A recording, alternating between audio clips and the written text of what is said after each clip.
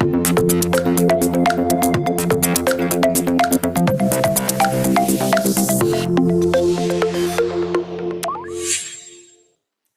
selamat siang teman-teman. Selamat bergabung di Exabytes Developer Club hari ini. Terima kasih sudah menyempatkan waktunya untuk bergabung di sesi webinar kita siang hari ini yang akan membahas tentang blockchain ya kali ini temanya. Perkenalkan saya Ayunda yang akan menemani dan memandu jalannya sesi acara siang hari ini.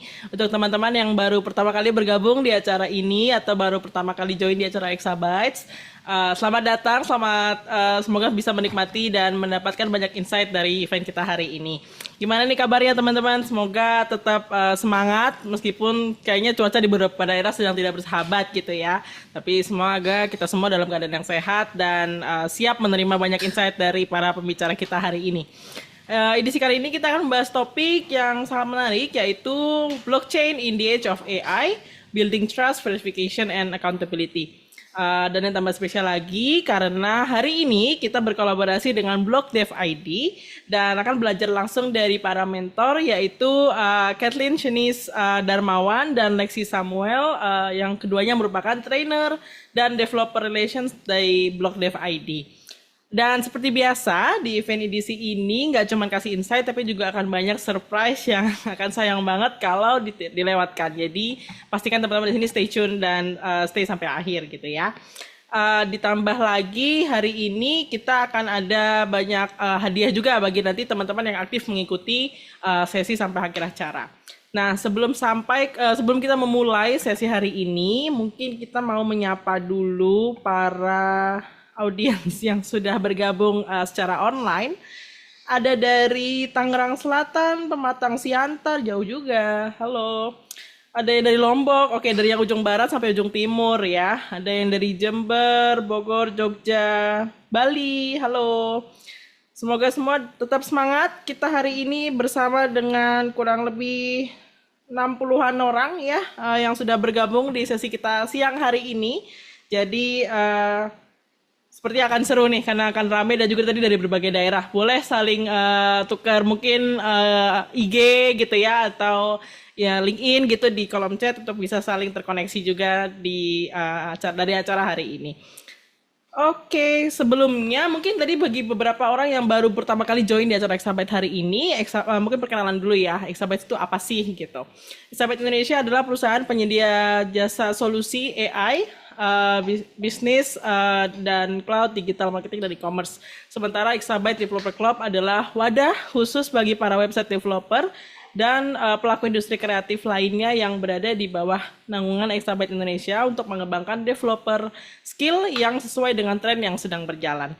Anggap aja ini kayak Basecamp gitu ya untuk para developer yang mau upgrade skill. Nah, sebelumnya nanti bisa juga teman-teman di sini saling menyapa juga ya. Tadi kalau kita udah nyapa beberapa, tapi kan tadi kalau yang bergabung ada 60, kayaknya tadi yang nyapa masih beberapa gitu. Jadi boleh silakan berlanjut aja di sapa-sapa di chat sambil saya mengenalkan company gitu ya. Nah, sebelumnya juga tidak ada presensi khusus di event kita hari ini. Jadi nanti silahkan teman-teman bisa mengisi link feedback saja di akhir acara untuk bisa mendapatkan sertifikat dari acara kita hari ini gitu ya. Dan ini dia surprise-nya. Jadi ada hadiah nih bagi teman-teman yang aktif nanti mengikuti dan bertanya. Jadi untuk pertanyaan yang terbaik nanti akan mendapatkan saldo OVO masing-masing sebesar 50.000 dari Exabyte. Dan yang spesial karena hari ini kita berkolaborasi dengan BlockDev ID, akan ada kuis nanti di akhir gitu ya. Dan kita akan memilih 5 pemenang. Dari kuis itu, dari BlockDev ID akan memberikan hadiah berupa USD coin atau kayak dolar versi digital gitu ya teman-teman yang akan dikirim lewat blockchain. Jadi nanti pastikan teman-teman sudah punya walletnya juga ya seperti Base atau Solana. Nah, jangan lupa juga follow akun sosial media Exabyte, ada Instagram, YouTube, Facebook, LinkedIn, TikTok gitu ya. Agar teman-teman tidak ketinggalan info tentang event-event atau insight menarik lainnya yang Exabyte update setiap hari di sana. Nah, spesial buat hari ini juga ada info tambahan nih dari Exabyte dan BlockDev gitu ya. Dari Exabyte kita punya promo hari ini, sedang berjalan promo domain.id untuk pembelian 2 tahun hanya 300.000 dari potongan dari harga awal 420.000. Jadi kapan lagi teman-teman dapat identitas digital kebanggaan Indonesia gitu ya, dengan harga yang potongannya lumayan nih dari 420.000 ke 300.000. Jadi silahkan teman-teman segera pastikan dapetin promonya gitu ya. Enak juga udah 2 tahun nggak mikirin tahun depan bayar perpanjangan, bayarnya baru 2 tahun lagi gitu. Langsung main ke exabyte.co.id untuk klaim promonya. Kemudian untuk blogdev.id juga ada akun Instagramnya. Jadi selain follow punya Exabyte juga bisa follow punya blogdev.id ya, untuk bisa update terkait informasi atau event-event menarik terkait blockchain dan Web3. Oke, selanjutnya kita akan mulai rangkaian acara Exabyte Developer Club hari ini dengan sambutan dari Vice President dan Country Manager Exabyte Indonesia, Bapak Indra. Kepada Pak Indra kami persilakan.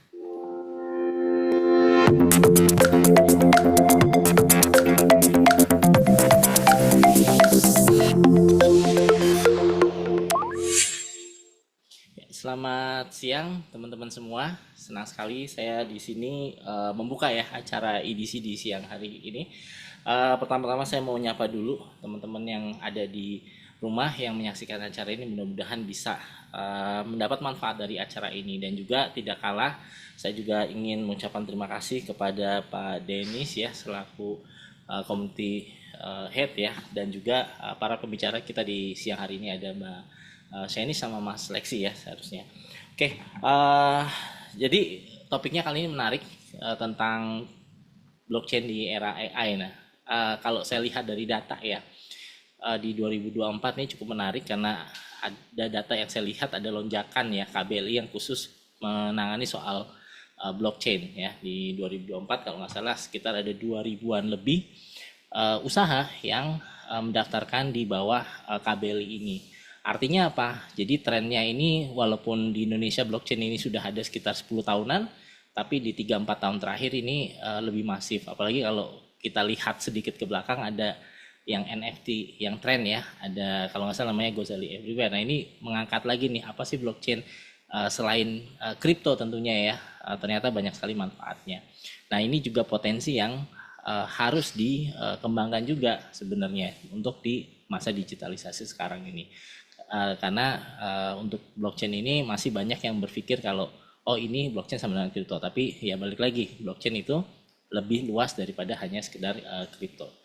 Nah itu yang menjadi dasar lah, mudah-mudahan kita bisa bareng-bareng mengeksplor hari ini, tentunya dari apa sebenarnya dengan bantuan dari para pembicara bisa sedikit memberikan insight buat teman-teman semua soal apa itu blockchain dan bagaimana penerapannya. Dan juga terima kasih sekali lagi kepada komunitas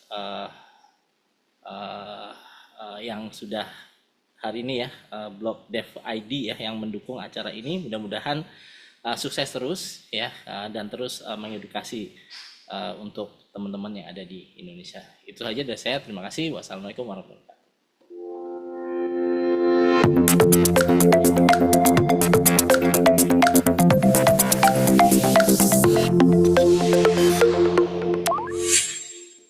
Baik, terima kasih Pak Indra atas sambutannya. Jadi makin semangat gitu ya kita untuk memulai sesi kita hari ini. Tapi sebelumnya kita sambut dulu ada Head of Community the Block Dev ID Pak Denis yang juga akan memberikan sambutan untuk rangkaian sebagai bagian dari rangkaian acara Exabyte Developer Club hari ini. Kepada Pak Denis kami persilahkan.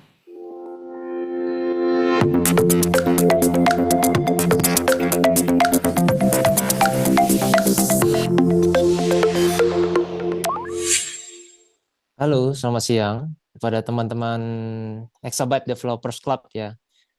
Akhirnya kita bisa kolaborasi nih sama Exabyte. Perkenalkan, saya Denis sebagai Head of Community dari Block Dev ID.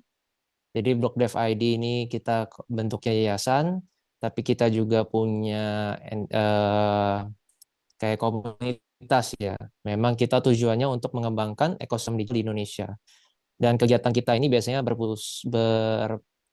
sekitar edukasi dari sisi seminar, terus workshop, hackathon, incubation. Memang so far kita banyak kerjasama juga dengan protokol chain dari luar, blockchain protokol, ada juga dengan regulator-regulator di lokal seperti OJK, Ekraf, ataupun Komdigi. Juga kita juga kerjasama dengan venture capital, universitas-universitas nasional, itu semua kita kerjasama juga supaya kita bisa banyak melakukan edukasi dan mengembangkan ekosistem digital, terutama di industri blockchain di Indonesia. Nah, mungkin banyak yang mengira bahwa wah, dua teknologi ini saya suka dengar nih, mana yang lebih advance gitu, Pak. AI ataupun blockchain. Padahal sebenarnya teknologi itu nggak untuk dibandingkan, tapi lebih untuk dikolaborasikan, disinergikan. Jadi kesempatan ini sangat bagus untuk kita bisa share bagaimana blockchain dan juga AI itu bisa saling bersinergi, dan semoga ini bisa bermanfaat untuk teman-teman untuk bisa memiliki ide ya untuk mengembangkan eh, kreasi-kreasi. Mungkin ada yang lagi mengembangkan startup juga, mungkin ide-ide ini bisa diintegrasikan juga ke startup yang lagi dibangun. Oke, selamat siang. Terima kasih. Sambutannya ya. Jadi kita sudah sampai ini akhirnya ke saat yang paling ditunggu-tunggu untuk menyimak materi dari pembicara yang sudah ready. Kita sapa dulu, mungkin ada Kak Shanice dan Lexi. Apakah sudah bersama kita? Gimana kabarnya hari ini? Halo Kak, baik Kak, dan sangat berantusias buat sharing knowledge hari ini.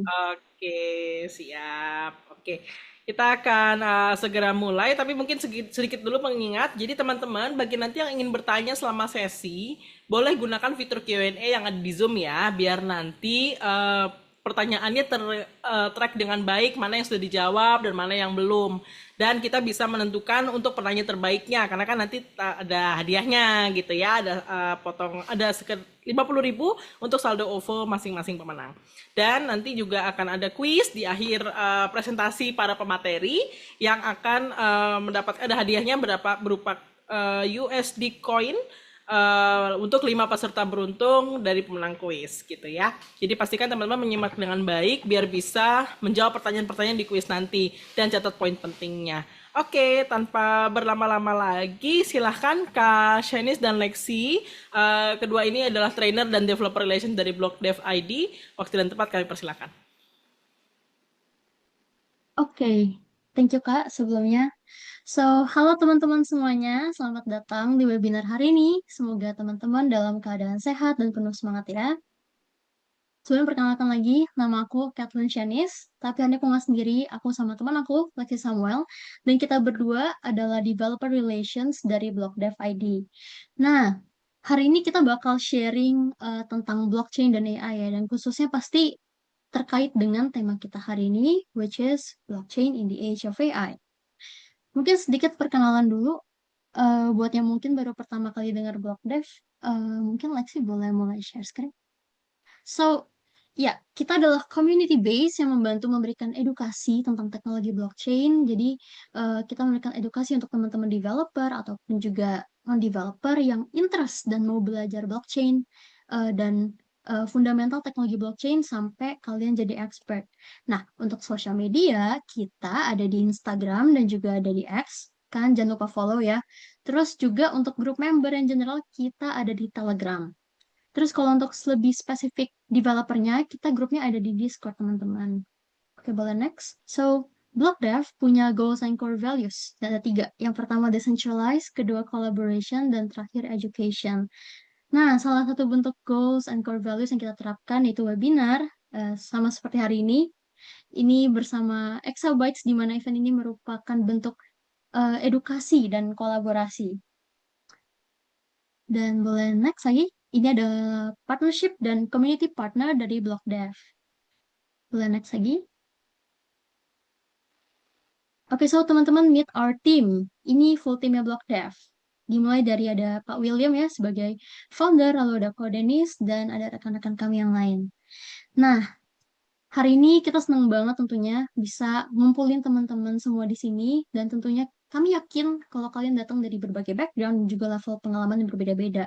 Tapi santai aja teman-teman, webinar ini interaktif. Jadi jangan ragu buat bertanya atau diskusi nanti di sesi Q&A. Terus kami juga ingin mengucapkan terima kasih tentunya yang sebesar-besarnya kepada Exabytes. Thank you banget udah mendukung dan menjadi partner dalam terselenggaranya webinar hari ini. Lalu sekali lagi juga terima kasih untuk teman-teman yang sudah meluangkan waktunya untuk hadir. Semoga sesi hari ini bisa memberi insight baru untuk teman-teman semua. Oke, tanpa berlama-lama lagi, kita langsung masuk ke agenda webinar kita hari ini. Trust Challenges in the Age of AI. Coba, teman-teman mungkin boleh isi di chat. Kalian biasa kalau sehari-hari pakai AI apa sih? Gemini kah? Cloud atau GPT?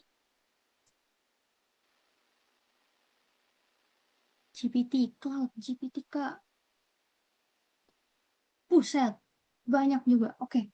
Nah, dari kalian ngejawab ini aja, kita bisa narik kesimpulan nih, kalau sebenarnya ini realita nggak bisa kita hindari, that AI is everywhere.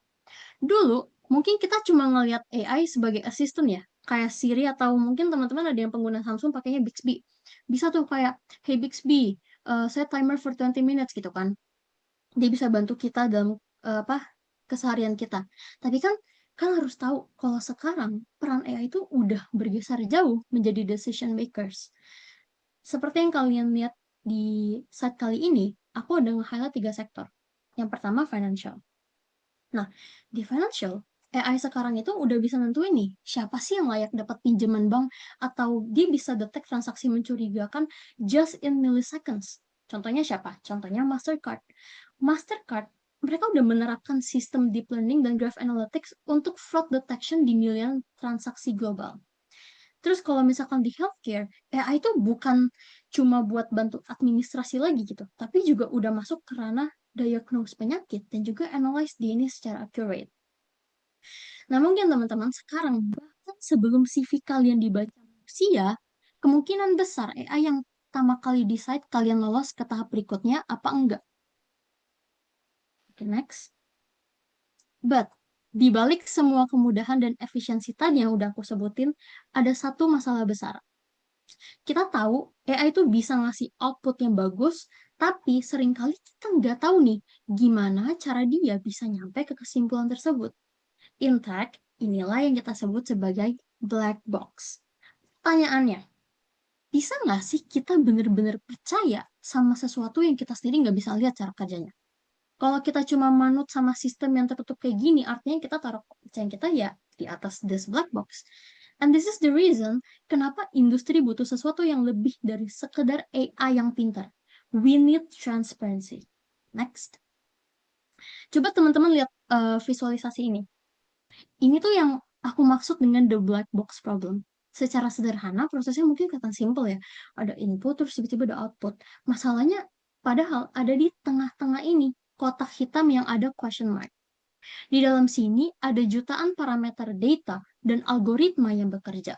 Just like what I've said before, kita jadi tantangan teknis di sini karena lack of transparency. Karena kita nggak bisa lihat nih, kenapa input A bisa menghasilkan output B. Oke, di slide ini kita bahas tentang data integrity, which is the silent threat. Sering banget kan kita ngerasa semuanya udah oke, karena model kita accuracy-nya bagus. Misalnya nih, 98%. Terus sistem gak ngasih warning apa-apa. Kita mikirnya, ya udah deh, aman nih berarti model gue, ya kan? Tapi kan kenyataannya, data itu tuh dinamis, teman-teman. Dia berubah terus nih seiring berjalannya waktu. Nah, ada perubahan-perubahan kecil yang mungkin nggak langsung bikin sistem kita error atau ngasih alert. Nah, impact-nya itu baru kerasa pada saat output-nya keluar. Bisa jadi keputusannya malah nggak akurat atau nggak sesuai ekspektasi kita gitu. Padahal kalau misalkan dicek model AI atau codingannya emang nggak ada yang salah. Yang berubah itu sebenarnya data itu sendiri. So the model did not fail, but the data did. Karena model hanya belajar dari data yang kita kasih. And that's why if the data is compromised, everything fails. Kalau misalkan kejadian sistemnya ngasih keputusan yang salah karena datanya bermasalah misalnya kayak tadi, terus siapa yang harus tanggung jawab? Nah, di sini teman-teman kita tuh sering nemuin celah. Namanya the accountability gap. Coba kita lihat, di sini ada 3 pihak yang biasanya terlibat. Developer, business owner, sama user. Di sisi developer, mereka ngerasa codingan gue udah bener kok, udah sesuai standar, algoritma juga nggak ada yang error, toh tadi model juga 98%. Terus business owner ngerasa kan kayak, ya mereka pikirnya cuma pakai teknologi buat bantu kerjaan aja biar lebih efisien. Jadi biasanya tuh kalau business owner mereka mungkin kurang tahu ya tentang terkait teknis di dalamnya seperti apa.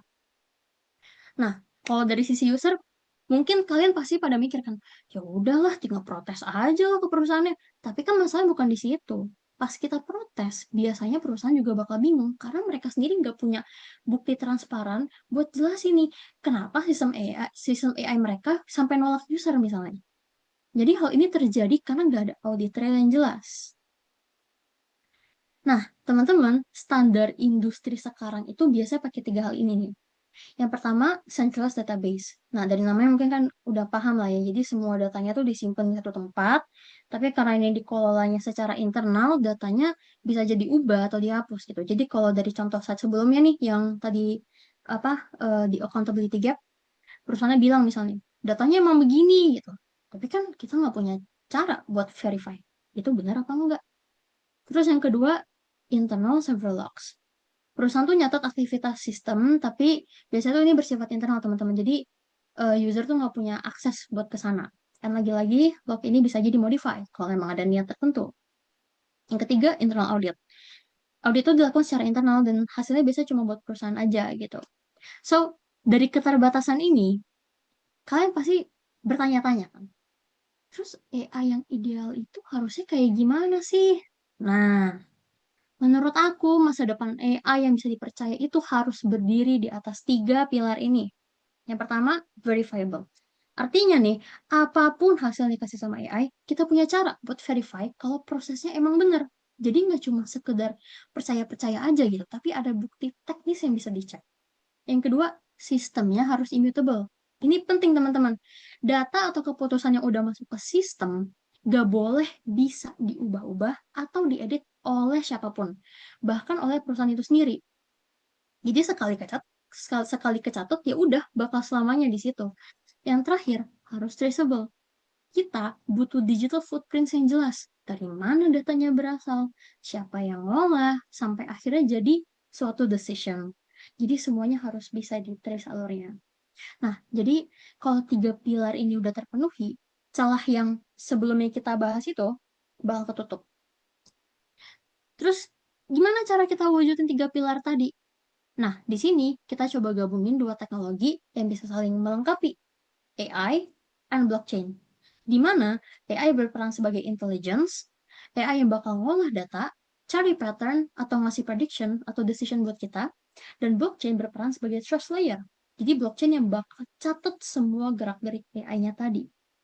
Kita bisa store hashnya ke dalam blockchain, and kita bisa measure integrity-nya terjaga.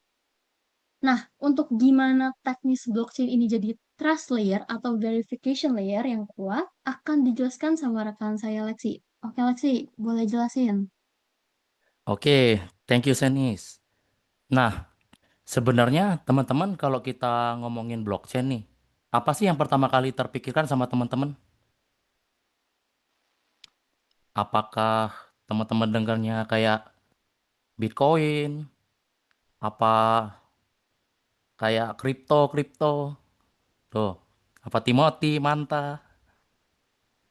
Ya, nah kalau yang kita tahu kan memang kripto itu memakai teknologi yang namanya blockchain tuh. Blockchain tuh emang gedenya karena kripto. Nah, tapi sebenarnya blockchain itu nggak cuma itu loh. Teknologi ini punya use case yang lain loh. Contohnya kayak sekarang nih, blockchain tuh bisa dipakai sebagai trust layer nih di sistem AI. Nah, di sini namaku Lexi. Kita bakal belajar bareng-bareng gimana sih cara blockchain itu bekerja, apa sih blockchain itu, dan gimana sih cara mengintegrasinya dengan sistem AI. Nah, yang pertama adalah apa sih blockchain itu? Nah, sebenarnya secara garis besar, blockchain itu sebuah sistem untuk nyimpan data gitu. Dia tuh database. Tapi dia tuh punya karakteristik yang unik nih. Contohnya ada immutability, ada transparansi, dan juga desentralisasi. Nah, kenapa begitu? Karena cara dia nyimpan data itu berbeda. dengan database yang biasanya. Nah, cara si blockchain ini nyimpen data, kan kalau di database tradisional tuh kita ada server nih, satu server. Kita simpan di satu server itu. Misalnya saya perusahaan ini deh, perusahaan TikTok gitu kan. Terus saya nyimpan data-data di server saya nih. Nah, kalau misalnya blockchain, datanya tuh nggak disimpan di server saya doang nih. Tapi disimpan di banyak komputer. Di komputer penggunanya TikTok juga. Jadi semuanya punya salinan data dari database tersebut. Nah, makanya banyak yang bilang eh, karena karena itu blockchain itu punya karakteristik yang tadi itu transparansi. Karena datanya disebar di semua network pengguna, pengguna tuh bisa langsung lihat nih datanya. Terus yang kedua ada blockchain tuh dilindungi yang namanya tuh kriptografi di belakangnya. Maka dari itu data di dalam blockchain tuh dia tuh immutable, nggak bisa diganti sekali masuk. Nah, terus karakteristik blockchain. Yang pertama tuh immutability yang tadi, yang datanya nggak bisa diganti.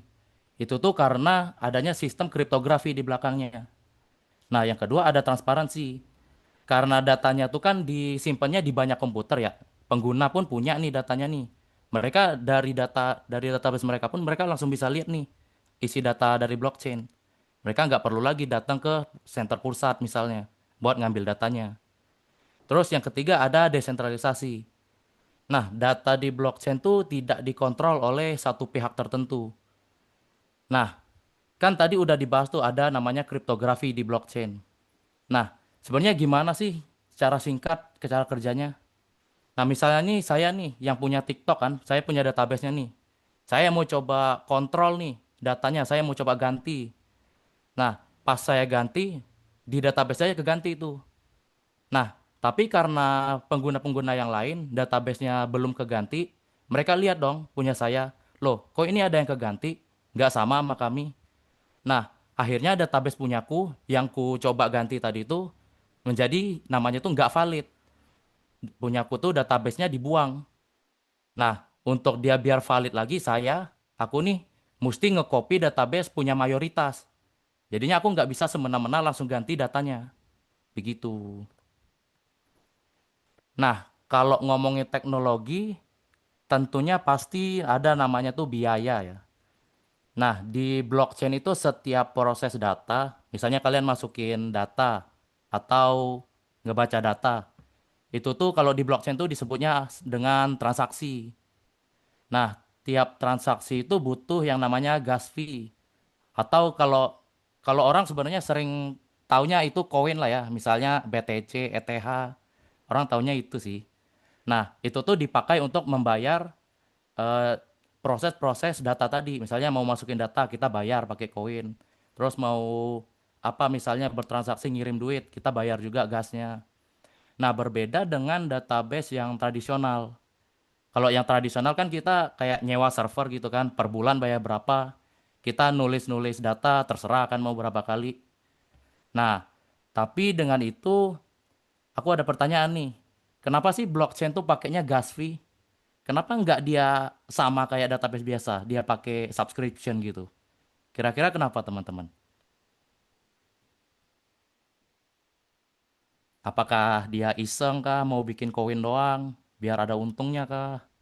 Atau gimana nih? Oke, paling aku kasih tahu aja ya. Nah, jadi di blockchain tuh pakai gas fee karena di belakang blockchain tuh kan ada proses-proses validasi kayak kriptografi tadi. Nah, proses itu tuh sebenarnya bisa dibilang sangat berat. Jadinya kalau ada orang yang nyoba nge-spam transaksi nih, bisa-bisa jaringannya tuh dalam tanda kutip meledak gitu. Nah, terus ada juga masalah di mana kan database-nya tuh disimpan di banyak komputer nih. Misalnya orang mau pakai blockchain terus bayarnya subscription, tapi yang megang yang ngurus data tuh ada 1 juta orang. Nah, dia bayar subscription misalnya 100.000 per bulan. Nah, 100.000 itu mau dibagi ke berapa ke 1 juta orang itu? Jadinya kita nggak bisa pakai sistem subscription di blockchain. Jadinya kita pakai yang namanya gas fee. Nah, kemudian ada dua tipe blockchain di sini. Yang pertama tuh ada public. Mungkin ini yang paling banyak teman-teman tahu nih. Kayak misalnya ada Bitcoin, ada Ethereum, ada Solana, ada Sui, ada yang lain-lain tuh. Mereka tuh tergolong termasuk public blockchain. Karena blockchainnya tuh bisa diakses oleh siapapun. Semua orang bisa kayak ambil data dari situ, bisa juga nge-copy data, bisa juga masukin data ke public blockchain tersebut. Nah, yang kedua ada private blockchain nih. Ini yang biasanya dipakai sama perusahaan-perusahaan besar biasanya. Dia tuh karena kalau perusahaan besar tuh kan ada pas mau nyimpan data ke dalam blockchain, mereka mau tuh datanya nggak bisa diubah. Tapi mereka nggak mau nih datanya dilihat sama kompetitor. Biasanya mereka pakainya private blockchain ini. Nah, contohnya tuh ada Hyperledger Fabric, ada juga Quorum, dan ada juga namanya tuh IBM. Nah, kemudian untuk verification in AI system, temanku Shenis bakal jelasin nih tools dan implementation approach-nya nih. Silakan Shenis. Oke, thank you Lexi. Nah, tadi kan sudah dijelasin ya sama Lexi gimana blockchain itu bisa menjadi trust layer dan sekarang kita bakal fokus kayak di mana sih blockchain itu ngeproteksi AI. Nah, teman-teman, kita harus lihat dulu alur kerja AI itu sendiri. Boleh next? Kalau misalkan kita bedah perjalanan sebuah sistem AI itu simpelnya melewati 4 tahapan utama ya. Dan uniknya di tiap tahap ini ada celah keamanan masing-masing. Yang pertama, raw data ini mungkin apa namanya PPT-nya tadi belum di fix, so kalian bisa nggak bisa sambil visualisasi aja ya. Jadi ada node yang pertama tuh raw data, lanjut ke training process, terus ke model artifact, lalu ke inference output. Nah, di raw data kita tuh concern kita adalah gimana kita tahu kalau datanya tuh aman dari data poisoning. Terus pada saat dia pindah nih ke training process, pada saat modelnya lagi belajar, ada celah di mana parameter atau algoritmanya bisa aja dimodify secara diam-diam. Karena dalam industri proses training itu otomatis ya, biasa mereka pakai automated pipeline, CICD. Jadi kalau ada seseorang nih yang sukses ngubah file config-nya, algoritmanya pasti bakal belajar hal yang salah gitu. Lanjut ke step ketiga, model artifact. Jadi setelah modelnya jadi, file model ini bisa aja ketukar nih sama versi yang lain yang mungkin punya bias tertentu. Lalu terakhir, pada saat dia nyampe inference output, pada saat AI memberikan hasil, gimana kita bisa buktiin kalau hasil itu emang pure dari model yang benar nih? Misalnya kalau ada terjadi API hooking atau manipulation gitu ya. Jadi kalau sistem kita pakai API bisa aja kan si hacker manipulasi endpoint atau respon dari API tersebut. Next, the struggle to prove originality. AI model pada dasarnya tuh hanya file yang berisi jutaan parameter atau weights. Dan dua model yang logikanya beda bisa aja kelihatan sama kalau kita cuma lihat dari nama file atau ukuran filenya. Padahal isi weight-nya bisa beda jauh dan performanya juga sebenarnya beda gitu. Terus model artifact biasanya tuh disimpan di centralized storage yang bersifat mutable, which means file itu bisa jadi diganti atau di-override. Yang terakhir, log juga sama. Sekali log sistem ke delete gitu ya, atau ketimpa, kita langsung kehilangan nih audit trailnya. Kita nggak bisa buktiin lagi model mana yang dipakai, kapan dipakai, terus menghasilkan keputusan apa. So, di sini kita bakal pakai blockchain buat log 3 bagian penting dari AI kita. Next. Yang pertama, hashing and timestamping dataset. Kita nggak masukin semua datanya ke blockchain, jadi kita cuma ambil hashnya, terus kita catat kapan data itu dibuat. Terus, AI inference results. Setiap kali AI ngasih hasil atau decision, kita bakalan catat hasilnya. Ini buat protect supaya hasil yang sampai ke tangan user itu memang murni nih dari AI kita. Yang terakhir itu AI model version logging. Terakhir kita catat setiap versi model yang kita pakai. Jadi kita punya history yang jelas, model version mana gitu yang kita pakai. Jadi tujuannya sebenarnya cuma satu teman-teman. Kita store data required for auditing, kita simpan bukti-bukti penting di blockchain supaya siapapun bisa verifikasi authenticity-nya. Jadi, teman-teman, ada 4 main components yang biasanya kita pakai. Boleh next? Yang pertama adalah hashing tools. Yang kedua adalah smart contract. Ketiga, library atau SDK for backend. Yang keempat, supporting tools and infrastructure. Untuk hashing tools, kita bisa pakai library standar aja, kayak Python Hashlib atau OpenSSL gitu ya. Fungsinya ya buat ngubah file model atau dataset yang gede, jadi Unicode yang bakal kita simpan nanti di blockchain. Terus untuk smart contract, bisa pakai Solidity atau Rust untuk record hashes-nya. Lalu, library atau SDK for backend, kita bisa pakai web3.js atau ethers.js buat post data ke blockchain, atau kita read data buat di-verif. Jadi bisa dibilang, ini kayak apa ya? Bisa dibilang ini jembatannya lah, gitu. Yang terakhir, untuk supporting tools and infrastructure, ini ada IPFS buat simpan file secara decentralized atau chain link, kalau misalnya kita butuh data dari sistem luar. Oke. Next, sekarang kita bakal masuk ke accountability and auditability of AI decisions. Oke, ini materi yang cukup penting, teman-teman. Kenapa? Karena keputusan AI itu berdampak langsung loh ke manusia. Seringkali ya, mungkin teman-teman di dunia AI itu cuma kejar accuracy.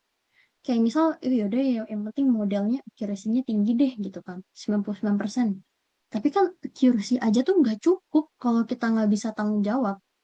Jadi maksudnya gini, when AI decisions affect real people, ada 3 sektor yang aku highlight juga ya. Ada financial, terus ada juga access dan security.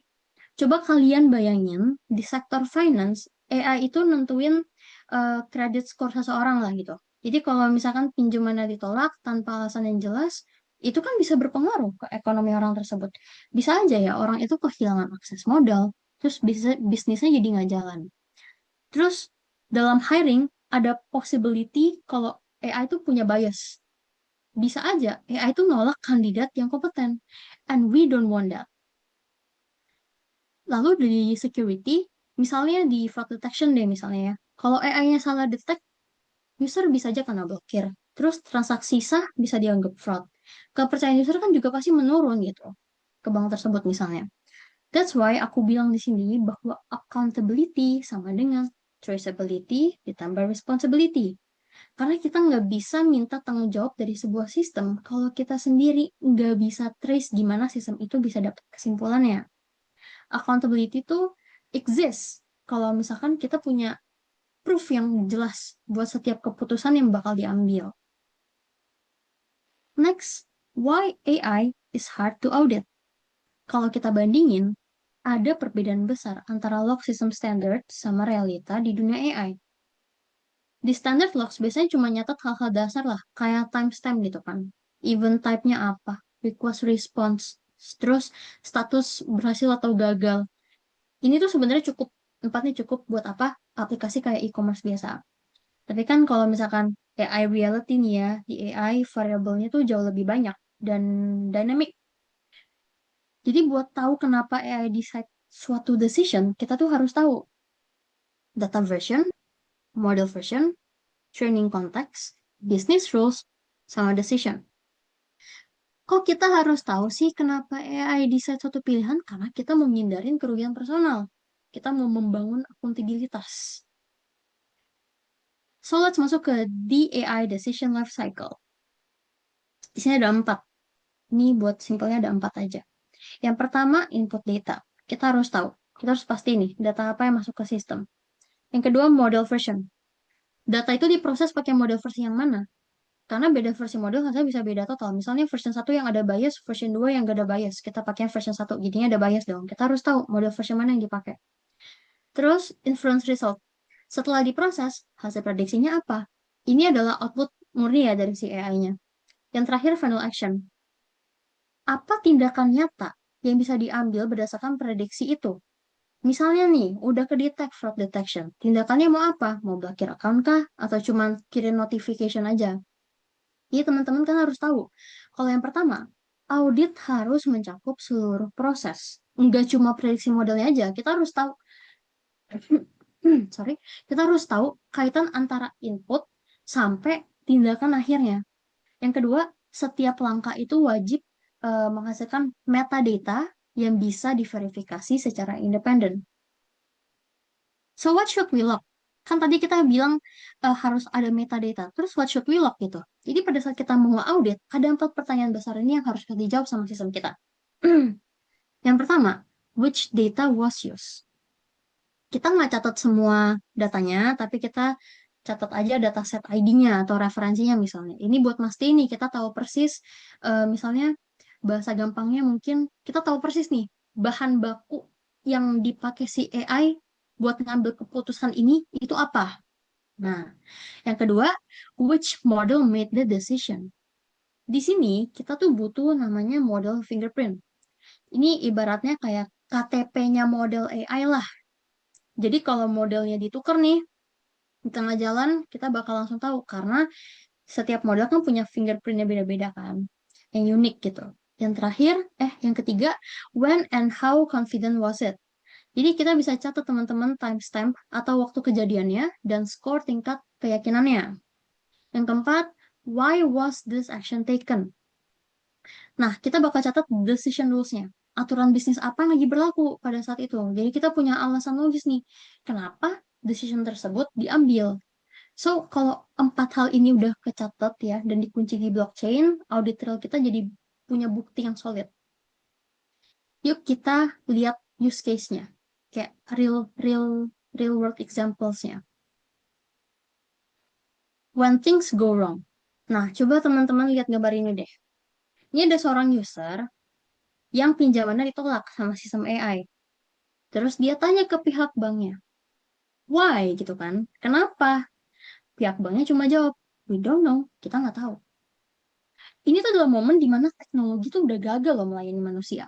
Tapi poin pentingnya adalah kesalahannya bukan di keputusan AI-nya. Bisa jadi kan keputusan AI itu benar secara data. Karena kan ya AI cuma belajar dari data set yang kita kasih aja gitu loh. Kesalahan sebenarnya ada di kurangnya engineering yang audit proof. Jadi kita udah gagal buat bangun sistem yang bisa ngasih jawaban jujur ke user. That's why kita butuh bukti yang nggak bisa diubah, nggak bisa dihapus, dan nggak bisa dibantah oleh siapapun. Baik itu oleh pihak banknya maupun oleh pengembang sistemnya. Next. Oke, di sini bakal dijelaskan lebih lanjut sama rekan aku Lexi. Oke, thank you, Senis. Nah, halo lagi teman-teman. Nah, di sini ada contoh gimana sih blockchain itu bisa dipakai sebagai immutable audit trail untuk decision-decision si AI ini. Nah, paling pertama-tama kita lihat dulu nih, untuk yang tradisional audit trail ini, apa sih masalah-masalah yang ada? Nah, masalah di audit trail tradisional tuh ada kayak, misalnya dia tuh masih bisa diedit, masih bisa di-delete, dimanipulasi sama adminnya. Terus dia tuh single point of failure. Karena kan dia masih disimpan di satu server terpusat. Misalnya kalau server itu dihack, misalnya datanya dihack. Jadi datanya rusak dong kalau udah gitu. Nah, karena itu regulasi dan auditor juga susah mau percaya sama audit trail yang tradisional. Nah, makanya audit trail tradisional itu nggak immutable dan nggak trustless. Nah, disinilah blockchain itu relevan. Bisa dipakai untuk store proof of activity nih. Nah, jadi di sini kita bakal bahas gimana sih cara mengintegrasi blockchain dan AI nih. Kayak kita tuh bakal bahas kayak ada arsitekturnya, tech stack-nya, sama tools-tools yang kita pakai nih. Nah, di sini ada dua komponen nih. Ada komponen on-chain, sama ada komponen off-chain nih. Nah, teman-teman tahu nggak nih bedanya apa nih? Apa itu komponen on-chain, apa itu komponen off-chain? Ada yang nggak tahu? Ada yang tahu nggak teman-teman? Apa itu on-chain, apa itu off-chain?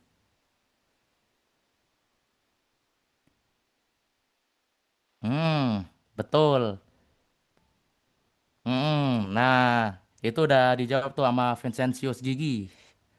Nah, jadi betul. On-chain itu segala proses yang melibatkan blockchain. Contohnya kita nulis data di dalam blockchain. Kita membaca data. Itu namanya proses-proses on-chain. Nah, kalau proses off-chain, semua yang dilakukan di luar blockchain-nya nih. Nah, kenapa ini dipisah? Karena itu tadi, kalau blockchain itu kan datanya tuh nggak bisa dihapus, immutable. Kalau kalian melakukan proses on-chain, berarti di pikiran kalian langsung nih, oh kalau aku melakukan proses on-chain, ini udah langsung proses yang final nih, ini udah nggak bisa diganti. Makanya kita harus pisahin nih, ada komponen on-chain, ada komponen off-chain. Nah, untuk di komponen yang on-chain, kita tuh ada blockchain-nya sendiri nih. Kita bisa pilih nih kalau mau pakai blockchain yang mana. Misalnya kita pakai, sekarang tuh yang masih paling banyak dipakai tuh Ethereum untuk sekarang. Terus ada kayak Solana dan blockchain-blockchain lain lah. Nah, terus ada smart contract-nya juga nih. Biasanya smart contract tuh turunan dari blockchain-nya. Biasanya tiap blockchain tuh ada smart contract-nya masing-masing. Paling yang bedain tuh cuma bahasa pemrogramannya aja sih. Misalnya Ethereum tadi, dia tuh pakainya Solidity. Solana kalau smart contract-nya tuh pakainya Rust gitu kan. Nah, terus ada yang namanya RPC URL atau nodes. Nah, RPC URL atau nodes ini sebenarnya singkatnya tuh dia tuh kan blockchain tuh nyimpan data di banyak komputer nih. Nodes itu adalah salah satu komputer tersebut.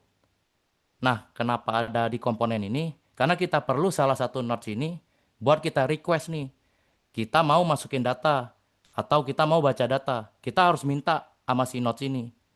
Nah, ibaratnya nodes ini sebagai API call lah. Kita nge-call dari sana, kita bisa minta buat tulis data ataupun tarik data.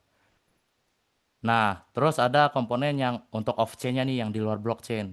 Kita ada kayak models AI-nya, ada decision logic-nya, back-end apa yang kita pakai. Terus kita tetap masih ada, kadang masih tetap butuh storage nih, kayak IPFS, Arweave, misalnya bisa juga cloud storage atau database biasa. Nah, terus kita ada kayak datasetnya, inference, sama trainingnya.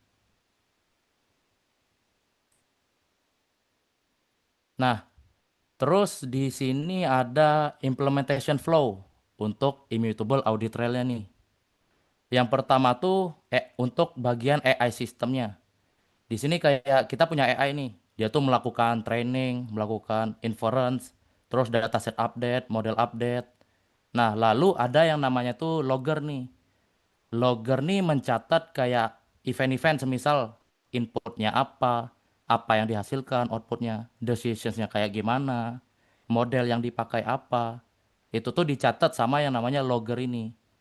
Nah, data yang udah dicatat tuh kita harus hash nih. Nah, habis kita hash, barulah data itu nantinya masuk ke dalam blockchain. Nah, tapi sebelum itu kita ke bagian storage-nya dulu nih. Ada yang namanya off-chain storage. Nah, kenapa? Karena blockchain itu pada dasarnya nggak dibuat untuk nyimpan data yang gede. Dia tuh nyimpan data yang kecil-kecil aja. Misalnya kayak transaksi A ke B atau transaksi C ke D itu doang. Dia nggak bisa nyimpan kayak gambar atau apa. Kalau nyimpan data-data yang gede kayak gitu biasanya kita bayar gasnya tuh mahal banget, pakai banget. Nah, makanya kita butuh yang namanya tuh off-chain storage. Misalnya kita pakai IPFS, kita pakai Arweave, atau kita pakai database biasa lah. Nah, dari logger tadi kan kita punya hashnya tuh. Nah, di sini langsung kita store hashnya itu ke dalam blockchain. Nah, biar nanti kalau untuk mau ngecek datanya tuh kita tinggal bandingin nih. Hash hash yang dari storage database biasa kita sama hash dari blockchainnya sama nggak nih? Kalau sama berarti iya, berarti valid nih masih. Kalau udah beda berarti datanya ada yang dimanipulasi nih. Nah, gitu cara ketahuannya. Nah, di blockchain tuh datanya kalau udah masuk, dia tuh udah nggak bisa dihapus, nggak bisa diedit. Sama semua orang bisa langsung lihat datanya. Bisa langsung verify sendiri. Nah, terus ada tools dan teknologi pendukungnya nih. Yang pertama ada buat bikin AI atau machine learningnya nih. Kita ada kayak bisa pakai TensorFlow, bisa pakai PyTorch, bisa pakai Scikit-learn. Terus untuk backend-nya kita bisa aja pakai Node.js, Fast API, pakai Laravel, atau Django nih kalau kalian pakainya Python misalnya. Terus untuk logging sama monitoring, biasanya kita bisa pakai MLflow atau Prometheus. Nah, terus untuk hashingnya nih. Oh ya, by the way, hashing itu kalau bagi yang belum tahu ya, hashing itu kita tuh ngubah data menjadi kode kayak fingerprint unik gitulah. Misalnya ada data yang gede banget nih, terus kita hashing, dia tuh berubah jadi kayak kode-kode aneh lah. Tapi cuma kayak misalnya 12 kata doang atau berapa kata doang tergantung bitnya. Nah, di sini hash function yang dipakai tuh yang paling populer, dia tuh SHA-256 sama Kecak-256. Nah, untuk off-chain storage-nya nih, untuk kita nyimpen-nyimpen data yang gede, misalnya kayak dataset atau gambar-gambar lah. Kita bisa pakai kayak IPFS, kita bisa pakai AWS, bisa pakai Arweave, Google Cloud Storage atau enggak database-database biasa lah. Kita bisa pakai database apapun yang di luar blockchain. Terus kita ada blockchain-nya sendiri nih. Kita ada pilihan-pilihannya kalau mau yang publik tuh kita bisa pilih Ethereum misalnya. Untuk sekarang yang paling banyak dipakai tuh Ethereum. Dia smart contract-nya pakainya Solidity. Terus bisa pilih Solana, bisa pilih juga BNB ataupun blockchain publik lainnya. Tapi kalau kalian maunya yang private blockchain, kalian buat perusahaan nih, blockchain buat perusahaan, kalian bisanya pakai Hyperledger Fabric atau enggak Corda kalau nggak salah namanya. Sama IBM. Kalian bisa pakai itu nanti. Nah, lalu ada arsitekturnya nih. Yang pertama ada di application layer-nya. Kalian bisa pilih lah mau bikinnya sebagai web app atau mobile app. Bisa pakainya React misalnya. Terus di execution layer-nya. Itu tuh di bagian AI engine-nya nih. Bisa pakai kayak Fast API atau Python. Terus di bagian audit layer, dia tuh bagian untuk logger dan SDK-nya nih. Untuk interaksi sama blockchain-nya. Kita tuh bisa pakai Web3.js atau Ethers.js. Nah, terus yang terakhir tuh ada untuk yang verification layer-nya nih, yaitu blockchain-nya sendiri. Nah, kalau blockchain sih kebanyakan kalian tuh bakal langsung berinteraksi sama smart contract-nya, bukan blockchain-nya langsung. Karena smart contract itu kan sebuah program yang jalan di blockchain secara otomatis. Dia udah ada kodenya, ntar kita interaksi lewat si smart contract ini. Nah, di sini ada studi kasus nih.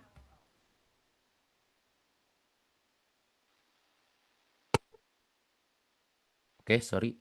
Nah, ini ada studi kasus nih. Contohnya kayak misalnya AI plus blockchain tuh nggak cuma buat audit trail loh. Nah, di sini yang pertama nih, ada buat medical research data. Nah, di sini tuh ngapain? Jadi blockchain plus AI-nya itu dia nyimpen data studi-studi biomedical ke dalam si blockchain ini. Nah, nanti AI-nya tuh dipakai buat analisis data ini nih. Biar nanti auditor mau lihat, udah tahu nih datanya udah di blockchain, ya udah nggak bisa dimanipulasi nih, udah valid datanya. Nah, contohnya tuh kalau kalian mau ngecek di Google atau di mana, dia tuh ada aplikasi namanya Trial Chain. Nanti kalian bisa cek tuh. Itu salah satu contoh ada yang udah aplikasiin lah. Terus yang kedua buat immutable logging untuk AI life cycle. Nah, ini tuh buat life cycle-nya si AI. Misalnya mulai dari model berapa ke model berapa. Terus dari model-model tersebut kalau dikasih input apa, keluarnya apa. Itu tuh buat mencatat-catat life cycle-nya tersebut. Nah, contohnya tuh yang udah ada tuh namanya Nchain. Kalian bisa cari juga tuh. Nah, yang ketiga decentralized AI. Yang ini lebih unik nih. Ini lebih condong ke blockchain-nya dia. Karena idenya tuh kan kalau AI yang biasa tuh dia ada di satu server nih AI-nya nih. Terus kalau ada orang request mau input apa, ntar diproses tuh sama server tersebut. Nah, kalau makin banyak user yang pakai, makin berat tuh. Perusahaannya harus sewa computing power yang lebih gede lagi. Nah, decentralized AI itu ngapain? Dia tuh menggunakan konsepnya blockchain nih, yaitu komputasinya tuh dibagi nih, dibagi ke banyak komputer. Jadi nggak server kita nih yang ngurus, tapi kita minjem minjem minjem punya si pengguna. yang lain-lain punya orang. Biar ibaratnya computing powernya tuh dibagi rata lah. Nah, contohnya kayak aplikasinya tuh ada ORT, ada juga NodeGo AI. Nah, terus yang keempat nih, ada AI powered on-chain analytic. Ini biasanya tuh sering dipakai buat orang-orang crypto bros lah ini tuh. Ini tuh lebih kayak kita nggak masukin data ke blockchain, tapi data yang di blockchain tuh kita pakai buat analisis.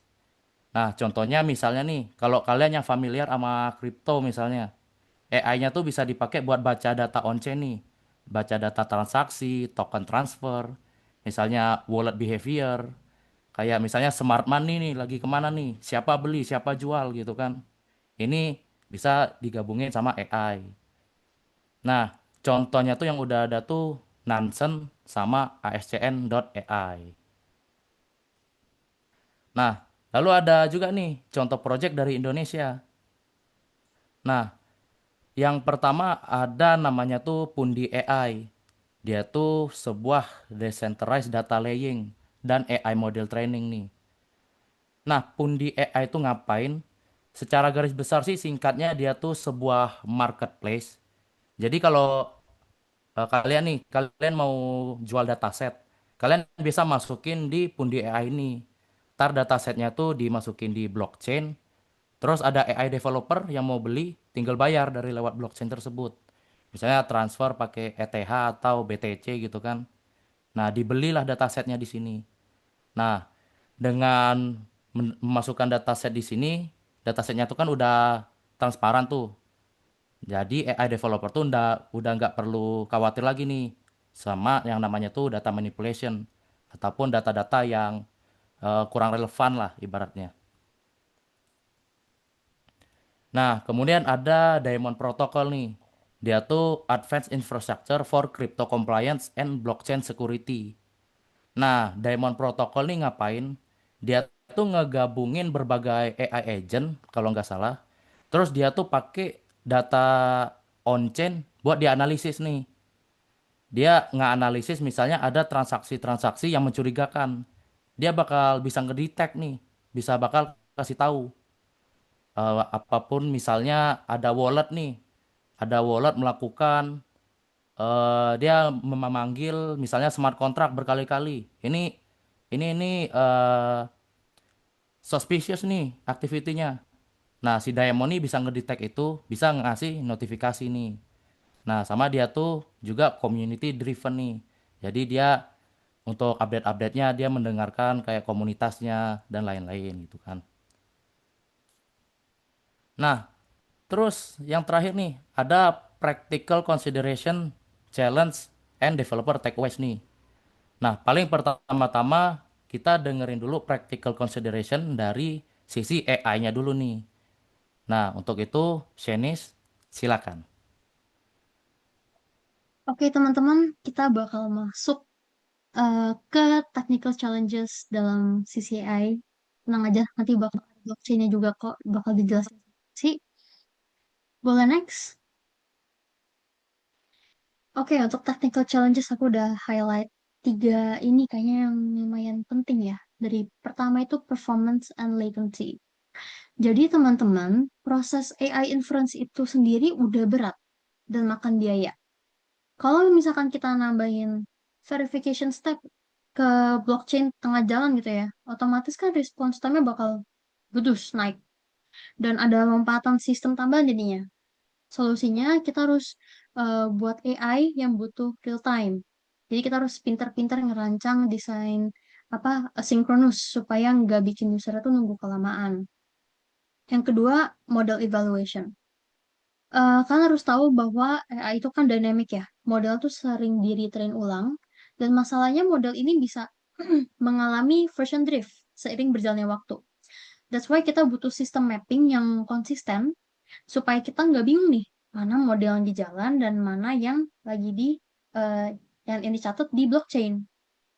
Yang terakhir itu tentang data volume. Karena kan blockchain itu punya physical limits ya. Blockchain itu punya keterbatasan secara infrastructure.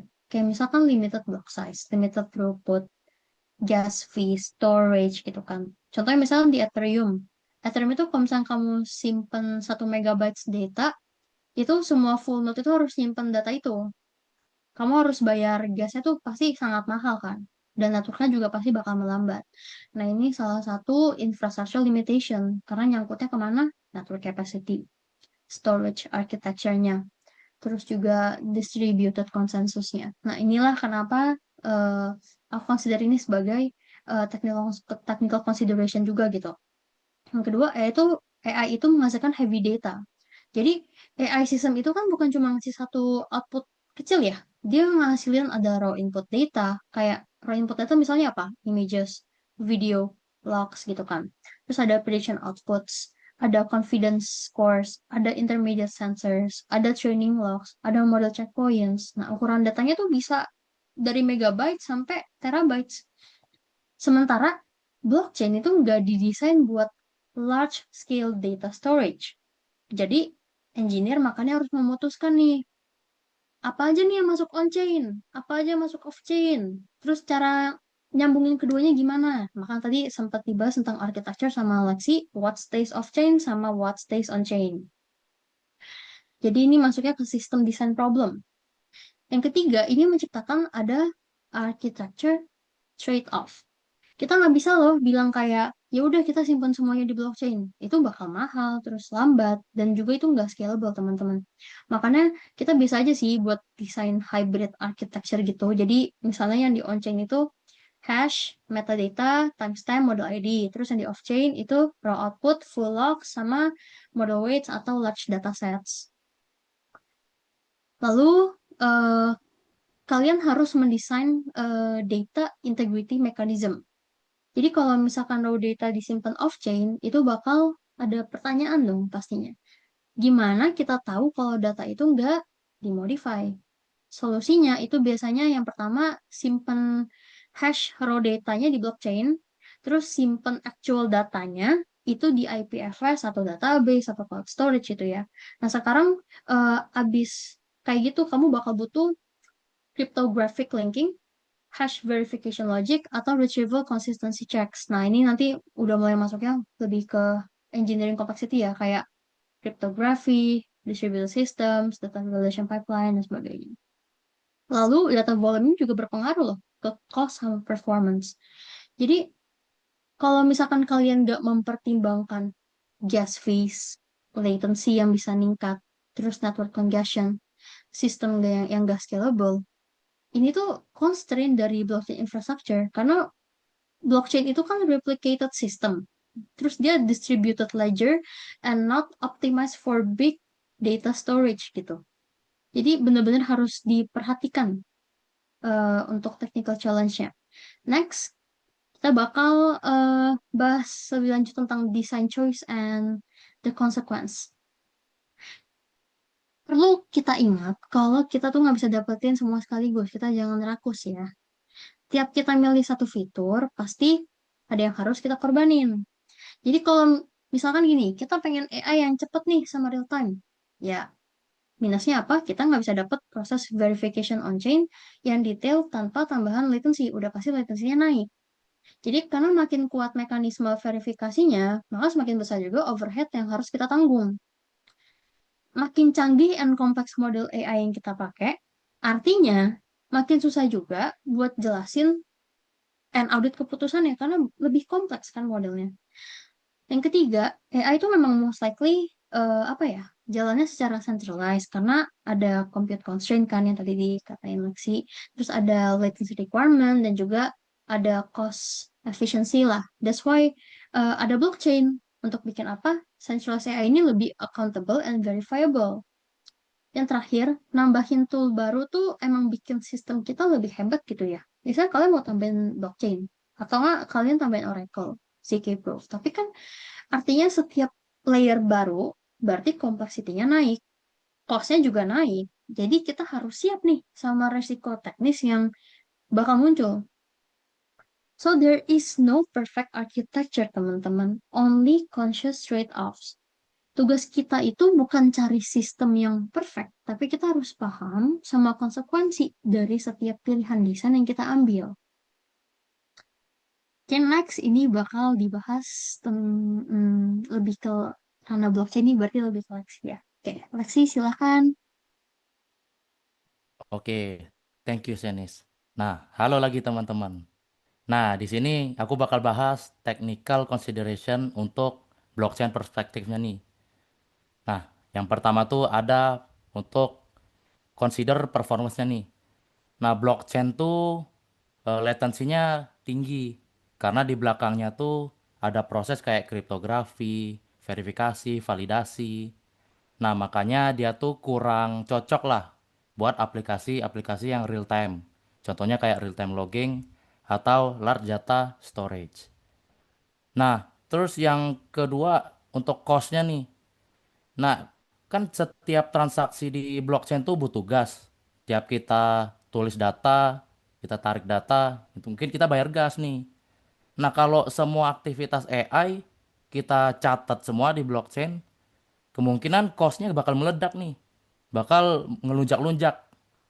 Nah, maka dari itu harus dipikirin juga nih untuk cost-nya. Karena bakal susah nih kalau buat aplikasi yang usernya banyak, yang request-nya sering. Nah, gitu. Terus yang ketiga ada untuk storage-nya. Tadi kan blockchain tuh memang nggak didesain untuk nge-store data yang gede, kayak dataset, model, atau detail logs-nya. Nah, jadi tiap penulisan data ke dalam direct on-chain gitu kan, biasanya tuh mahal dan tidak efisien. Makanya biasanya tuh opsinya kalau nggak ya paling data original di hashing, baru dimasukin ke blockchain. Nah, terus yang keempat immutability.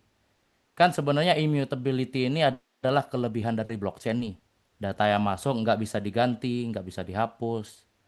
Nah, tapi ini juga bisa jadi kekurangan dari blockchain nih. Karena coba bayangin, kalian tiba-tiba salah masukin data nih. Datanya user kalian masukin ke blockchain. Ada NIK, ada apa KTP-nya masuk ke blockchain. Nah, itu nggak bisa dihapus tuh. Itu udah benar-benar permanen di blockchain. Nah, makanya kalau pakai blockchain nih benar-benar harus ekstra hati-hati banget gitu. Nah, lalu ada trade-off-nya nih dalam pemilihan arsitekturnya. Yang pertama ada kalian mau pilih pakai blockchain atau database tradisional. Nah, kalau pakai blockchain dia memang immutable, transparan, dan terdecentralized. Tapi dia tuh biasanya lebih lambat dan lebih mahal. Nah, kalau kalian pakai database biasa, dia tuh memang lebih cepat dan lebih murah biasanya. Tapi balik lagi, dia tuh rely on a single party. Kalau satu database-nya dimanipulasi, ya udah, orang nggak bakal tahu, orang pun nggak percaya gitu sama data kita. Terus yang kedua, pemilihan public versus private blockchain. Nah, public blockchain tuh sebenarnya memang pilihan yang common sih untuk buat aplikasi-aplikasi decentralized. Karena dia tuh kan lebih transparan, lebih trustless. Nah, tapi dia tuh nggak bisa dipakai untuk nyimpen data-data sensitif, kayak data user tadi. Makanya ada opsi yang namanya tuh private blockchain. Private blockchain ini dia tuh lebih cepat dan lebih murah biasanya. Nah, tapi balik lagi, kalau blockchainnya nggak publik, ya orang pun mulai nggak percaya. Karena cuma kalau private blockchain itu cuma beberapa orang doang yang bisa lihat isi datanya. Gitu. Terus yang ketiga ada yang namanya tuh blockchain trilemma. Mungkin kalau developer blockchain tuh udah pernah denger ya. Jadi blockchain itu ini tuh masalah udah dari dulu. Blockchain tuh ada limitasi namanya tuh blockchain trilemma, di mana desentralisasi, security, sama scalability itu nggak bisa dimaksimalin bareng-bareng. Tiga-tiganya satu sama langsung tiga-tiganya itu nggak bisa. Biasanya kalau mau ningkatin salah satu juga harus di sacrifice. Nah, makanya kalau memilih blockchain, pilihlah yang sesuai use case. Misalnya butuh security yang tinggi, pilihlah blockchain yang emang security-nya tinggi. Misalnya kayak Ethereum tuh, orang-orang pada bilang tuh security-nya memang tinggi, tapi scalability-nya lumayan rendah nih. Nah, kalau Bisa juga pilih cari yang kalau mau yang cepat, yang scalability tinggi. Bisa kayak ke layer 2-nya atau blockchain-blockchain yang lebih modern. Nah, terus ada best practice-nya. Kalau misalnya mau mengintegrasi sistem AI sama blockchain.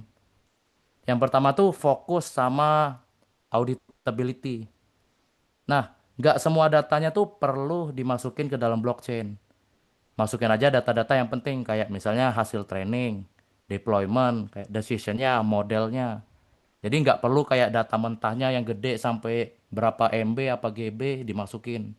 Buat biar cost-nya minimal. Nah, lalu yang kedua ada cost versus value evaluation. Nah, di sini kayak ngapain kita pakai blockchain kalau kita rugi? Nah, makanya kita harus evaluasi nih. Kita benefit dari pakai blockchain tuh oke nggak nih? Worth it nggak nih buat pakai blockchain? Dengan harganya tersebut, yang pakai gas cost lah, terus tiap transaksi bayar lah. Worth it nggak kita pakai blockchain? Nah, lalu yang ketiga, pakailah blockchain saat kalian memang butuh trust. Jadi, nggak semua aplikasi itu harus di blockchain kan. Contohnya kayak temanku pernah bikin aplikasi absensi perpustakaan AI plus blockchain. Ya ngapain ya kan? Itu trustnya butuhnya di mana? Nah jadi fokuslah kayak di aplikasi yang memang butuh trust banget nih. Misalnya di sektor finansial, perbankan. Misalnya di medical tadi itu. Butuh buat biomedical data. Itu barulah pakai blockchain. Gitu teman-teman. Nah, thank you semuanya udah datang, yang udah hadir, yang udah menonton. Kalau misalnya punya pertanyaan terkait blockchain atau mau tanya-tanya lebih, boleh scan link di layar, terus join komunitas BlockDev ID. Thank you teman-teman. Thank you teman-teman. Oke, terima kasih juga Kak Shanis dan Kak Lexi untuk pemaparannya. Semoga tadi teman-teman udah pada mencatat ya semua insight-insight menarik dari pemaparan para pembicara tadi. Oke, tanpa berlama-lama ini karena udah banyak banget Q&A yang masuk di kolom Q&A untuk pertanyaan-pertanyaannya. Jadi aku akan coba bacain ya pertanyaan terpilih gitu. Oke, yang pertama ada dari Vincentius Gigi. Bagaimana mekanisme blockchain dapat menjamin bahwa data sensitif yang diinput pengguna hanya digunakan untuk inferensi atau pemrosesan dan tidak diserap secara diam-diam untuk melatih ulang atau retraining model AI tersebut? Silakan, apakah dari Kak Shani atau dari Kak Lexi yang akan menjawab?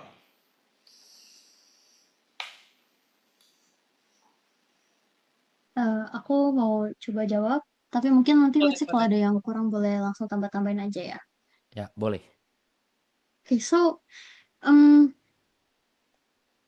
blockchain tuh kan nggak bisa secara langsung mencegah data tuh dipakai untuk retraining. Tapi kan kayak tadi kita mention, blockchain tuh bisa mencatat konsen, dia bisa nyatat polisi, dia bisa nyatat dataset versionnya, kan nanti apa sih di hash gitu ya, dimasukin ke blockchain. Terus bisa nyiptain audit trail yang bisa di-verify gitu. Jadi bukan mencegah secara teknis ya, tapi memastikan bahwa yang tadi kita bilang ada accountability dan ada traceability-nya. So, apa sih yang sebenarnya bisa blockchain lakukan gitu ya? Yang pertama bisa record user consent on chain. Jadi misalnya nih usernya setuju datanya hanya untuk inference, tidak untuk training. Nah, consent ini bisa di hash, di timestamp, terus dicatat di blockchain. Kalau satu saat perusahaan pakai data itu untuk retraining, mereka berarti melanggar record yang immutable. Dan blockchain jadi sudah menjadi proof malah bahwa wah perusahaan ini udah melanggar gitu karena udah kecatat di blockchain. Lalu bisa juga dataset fingerprinting. Jadi setiap kali retraining, datasetnya di hash, terus hashnya catatkan di blockchain yang kayak tadi sempat kita bahas juga. Jadi kalau ada audit dan ternyata dataset hashnya berubah nih, dan ternyata mengandung data user yang nggak punya konsen, itu bisa terdeteksi gitu. Jadi blockchain nggak mencegah retraining, tapi menciptakan traceable evidence-nya aja. Sehingga kalau ada apa-apa bisa diapa-apain gitu. Yang ketiga juga bisa melalui model version logging. Jadi setiap model baru itu dicatat hashnya, dicatat dataset reference-nya, dicatat timestamp-nya.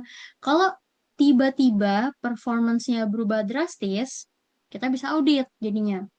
Jadi model versi ini dilatih sama dataset apa sih gitu. Karena kalau bayangin kalau nggak ada blockchain gitu ya, apa nggak ada audit real jelas, kita nggak tahu nih ini model ini detailnya pakai dataset apa. Itu kan repot juga ya kalau misalnya kita nggak ada yang eh kalau misalnya ditaruh di tempat yang mutable gitu. Sedangkan kalau misalnya di blockchain itu kan udah fix nggak bisa diubah. Jadi tanpa blockchain itu bisa dimanipulasi dan kita udah mengatasi itu gitu dengan model version logging. Terus policy commitment. Perusahaan bisa nih commit policy hash ke blockchain. Misalnya misalnya apa ya, perusahaannya bilang kayak eh, this user data will not be used for retraining. Nanti polisi ini di hash aja dan disimpan. Jadi kalau misalnya dilanggar bisa di apa-apain gitu. Mungkin kalau misalkan dari Lexi ada ini nggak, ada tambahan lagi atau gimana? Oke, silahkan Kak Lexi kalau mau menambahkan. Dari aku udah sih, itu udah jawaban yang memang udah jelas banget sih. Balik lagi ke kayak terms and conditionnya. Kalau memang ada ditulis tidak akan dipakai buat apa retraining tadi ya, ya udah. Kalau misalnya mereka melanggar, kita tinggal laporin ke pihak yang berwenang aja, gitu sih. Oke, oke. Semoga menjawab ya, Kak Vincentius Gigi. Oke, kita lanjut ke pertanyaan kedua. Ada dari Masrul Hadi. Tadi aku sempat dengar kalau blockchain itu datanya nggak centralized. Artinya datanya tersebar ke semua komputer yang ada di blockchain. Nah, apakah berarti setiap komputer yang terhubung ke chain itu harus punya spesifikasi dan penyimpanan yang besar? Oke. Nah, jadi blockchain itu secara singkat iya, karena eh, di blockchain tuh kan semua komputer nyimpan data, bener. Nah, untuk nyimpan data tuh semuanya sama nih yang disimpan. Besarannya juga sama. Dan ya iya kita butuh spesifikasi tertentu. Misalnya butuh minimal ruangnya berapa, kayak berapa terabyte gitu untuk bisa menjalankan sebuah node di blockchain. Begitu sih.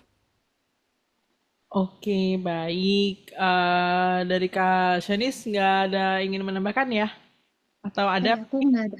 Oke, kita lanjut ke pertanyaan selanjutnya. Ada dari Arjuna. Izin bertanya terkait study case poin ketiga tentang decentralized AI. Bagaimana pendekatan teknis untuk memastikan node menjalankan tugas AI dengan benar tanpa harus melakukan komputasi ulang yang membebani jaringan dengan gas fee yang tinggi dan memperlambat respon real time. Oke. Sebenarnya kalau tadi memastikan AI-nya hasilnya benar ya, berarti kalau yang sekarang tuh yang baru-baru ini ada namanya tuh AI agent scoring atau apa gitu. Jadi kalau misalnya nih ada AI-nya dijalanin tapi nggak bener, orang-orang tuh komunitas bisa langsung rating nih. Ibaratnya dikasih bintang satu lah. Jadi udah tahu nih, oh ini AI nih outputnya agak-agak nih. Nah, bisa dikasih rating kayak begitu. Itu kalau nggak salah baru banget deh. Ya, kayak baru kemarin atau kemarin lusa gitu. Ada yang ada kayak begituan. Oke, baik. Oke, kita lanjut ke pertanyaan selanjutnya dari Rafli. Kalau semua decision AI punya immutable audit trail, apakah kedepannya developer bakal dituntut tanggung jawab atas bias model seperti halnya bug di smart contract? Menurut kakak-kakak, di sistem hybrid AI dan blockchain ini, siapa yang seharusnya pegang liability?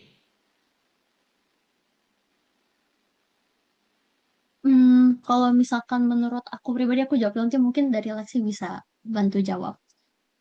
Kalau menurut aku, em, sorry, tadi Gimana pertanyaan? Sorry, aku mau bicara aja. Kalau semua decision AI punya immutable audit trail, apakah ke depannya developer bakal dituntut tanggung jawab atas bias model seperti halnya bug di smart contract? Menurut kakak-kakak, di sistem hybrid AI dan blockchain ini, siapa yang seharusnya pegang liability? Nah, menurut aku kayak tadi yang sempat bahas di slide bagian verification ya atau di bagian awal gitu, aku sempat mention kan kalau misalnya itu who's going to be responsible. Nah, itu tuh terjadi kalau misalnya nggak punya audit yang jelas. Tapi kalau misalkan in this case, karena kita menggunakan hybrid AI dan blockchain, terus juga semuanya di hash, harusnya semuanya aman. At least udah ada audit trail. Cuma mungkin dengan adanya audit trail itu kita bisa tahu kesalahannya ada di mana. Tapi kalau misalkan ada bias, misalnya use case-nya kayak tadi ya, ada orang mau ngajuin pinjaman tapi ditolak sama perusahaan karena katanya ya nggak memenuhi tapi nggak ada yang jelas. Nah, kalau semisalkan ada bukti yang jelas nih, maksudnya lengkap ya, kayak misal kamu ditolak karena berdasarkan bisnis logic ini, misalnya aturan keberapa, kamu nggak memenuhi.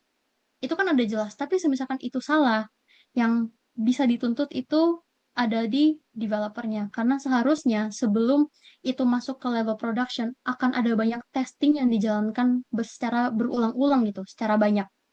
Menurut aku kayak gitu sih. Kalau Oke, dari Lexi gimana? Shanice, mungkin koleksi ada yang mau ditambahkan?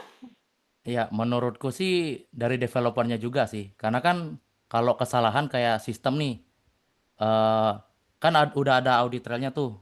Dia udah jelas inputnya apa, decisionnya bagaimana, terus logic yang dipakai itu kayak apa. Nah, itu kan semuanya buatan si developer. Kalau udah gitu kan udah ke gap nih, udah tahu nih si developer yang bikin. Menurutku ya memang developernya yang harus bertanggung jawab begitu. Oke, oke, baik.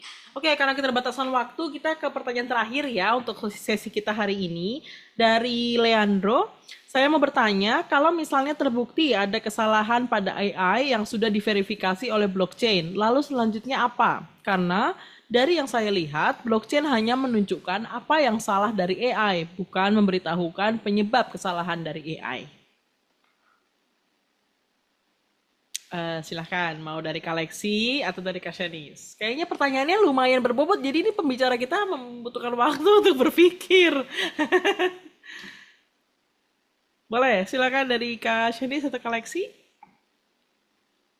Ya, mungkin eh, boleh diulang pertanyaan tadi Ya, biar nggak salah. jadi kalau misalnya terbukti ada kesalahan pada AI yang sudah diverifikasi oleh blockchain, lalu selanjutnya gimana? Karena kalau yang diverifikasi itu kan lebih ke menunjukkan apa yang salah dari AI-nya, bukan memberitahukan penyebab salahnya apa gitu. Jadi Kalau kan untuk audit trail dia tuh nyimpan hashnya doang tuh kalau di blockchain. Nah, kita kan bisa minta nih ke perusahaannya, coba dong kasih gua data aslinya, data mentahnya. Isinya mulai dari output, dari decision logic, sampai ke outputnya. Terus si user bisa hash sendiri nih, terus dibandingin hashnya. Sama atau enggak nih. Nah, kalau sama kan berarti data yang dikasih sama si perusahaan tuh udah benar nih. Sama AI yang dipakai sama dia. Nah, dari data mentah itu kan bisa langsung dilihat nih isinya. Ya udah kalau problemnya di mana, kita bisa langsung lihat karena transparan. Dari situ harusnya. Begitu sih. Oke, dari Kak Shanis mungkin ada yang ingin ditambahkan?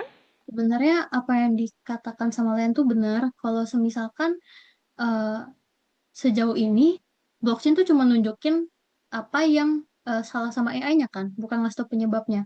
Karena blockchain tuh memang nggak bisa menjelaskan penyebab kesalahan si AI karena tugasnya blockchain kan cuma mesti nih kalau keputusannya happen, terus model versi tertentu yang digunakannya apa, terus dataset dataset atau parameternya apa, terus mungkin waktu sama konteks eksekusinya ya gitu ya.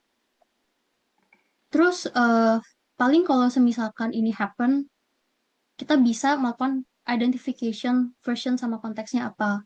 Kan udah tercatat di blockchain-nya, kita tahu modelnya versi yang mana kita pakai atau datasetnya mana nih yang kita pakai, inputnya seperti apa, terus rules-nya tuh mana yang aktif gitu. Nah, karena kan tanpa ini kita bahkan nggak tahu kita harus mulai dari mana. Terus habis itu kita akan melakukan root cause analysis. Kita harus tahu penyebab penyebab utamanya ada di mana gitu. Jadi mungkin kalau perusahaan tersebut punya tim AI, ya tim AI itu harus melakukan investigasi lagi secara teknis.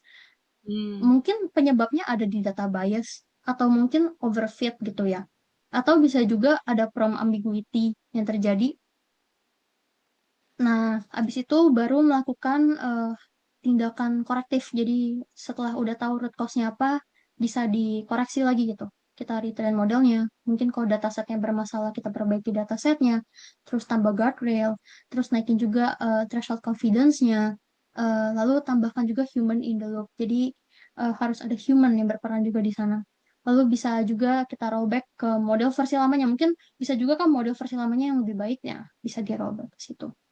Jadi secara konsep memang blockchain itu cuma memastikan kesalahan itu nggak bisa ditutupin. That's why kalau misalkan ada yang salah ya udah bakal kelihatan aja salah gitu. Kalau dibenerin paling cuman diupdate terus ada hash baru. Jadi kelihatan nih, oh dulu sempat salah, sekarang udah benar gitu. Udah, mungkin dari aku gitu sih. Oke, oke. Terima kasih Kak Shanis jawabannya. Jadi karena sesi tanya jawab juga sudah selesai ya, kita akhiri dulu sesi tanya jawab kali ini. Terima kasih banyak atas sesi yang insightful Kak Shanis dan Kak Lexi dan kesediaannya juga menjawab pertanyaan-pertanyaan yang sudah masuk. Jawabannya juga semoga bisa membuka perspektif dan ilmu baru untuk para audiens teman-teman yang udah bergabung di sesi kita hari ini. Nah, untuk teman-teman yang mungkin udah memasukkan pertanyaan tapi belum terjawab, kami mohon maaf karena memang karena durasi tidak mungkin dijawab semua gitu ya. Jadi bisa nanti ditanyakan di sesi-sesi upcoming eventnya Exabytes. Baik, terima kasih sebelumnya ke Kak Shanis dan Kak Lexi atas waktu dan ilmunya. Sehat dan sukses selalu. Semoga insight yang dibagikan hari ini bisa bermanfaat dan dapat langsung diterapkan oleh semua teman-teman yang hadir di sesi kita siang hari ini. Sampai jumpa di lain kesempatan, Kak Shanis dan Kak Lexi.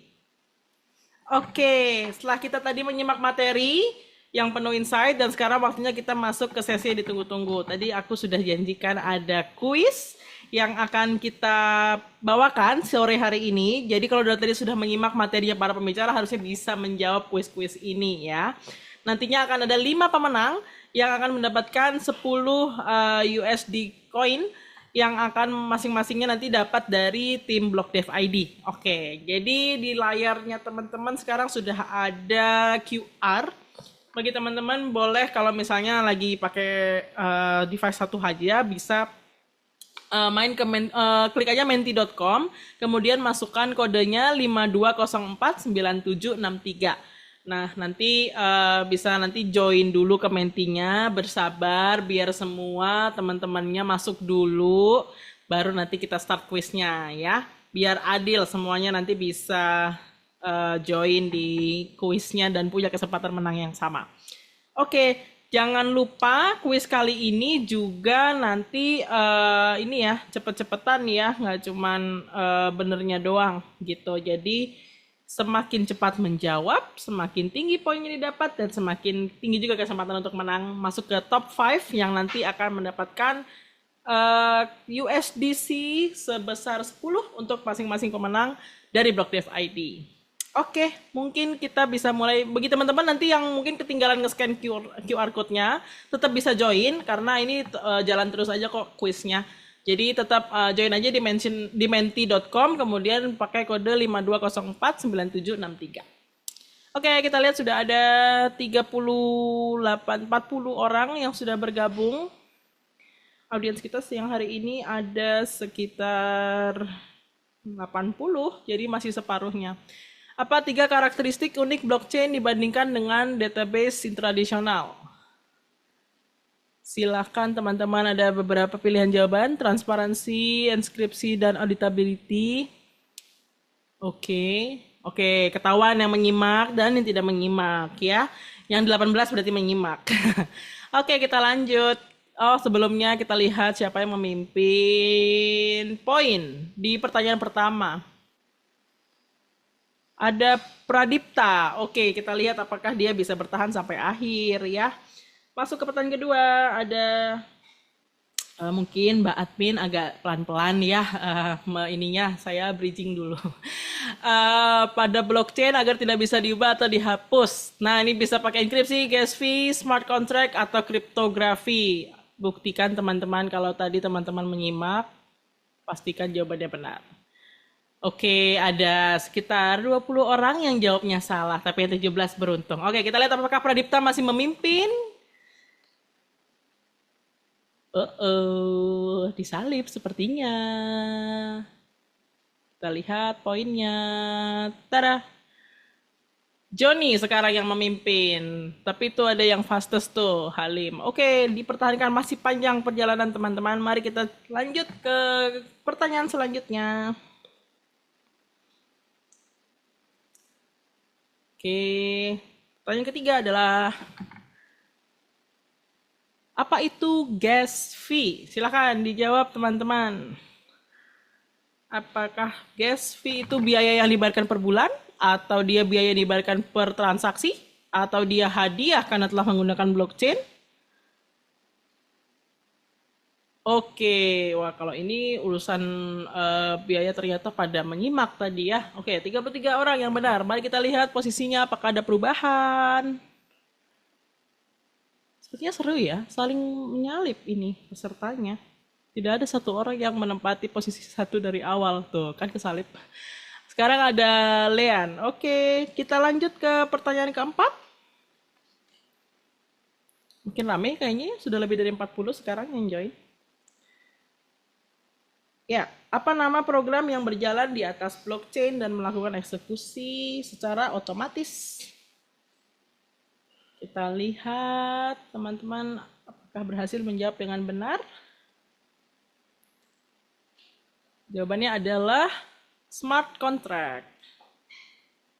Oke, berapa banyakkah yang berhasil menjawab dengan benar dan cepat ya? Ini juga bermain kecepatan jempol memilih jawaban.